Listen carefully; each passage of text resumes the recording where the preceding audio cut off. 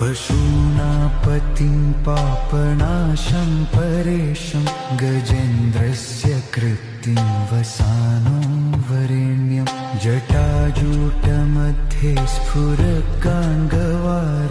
महादेवमेकं स्मरामि स्मरारिं महेशं सुरेशं सुरारातिनाशं विभुं विश्वनाथं विभूत्यङ्गभूषं विरूपाक्षमिन्द्वर्कवहननेत्रं सदानन्दमीडे प्रभुं पञ्चवक्त्रम् गिरीशं गणेशं गले नीलवर्णं गवेन्द्राधिरूढं गुणातीतरूपं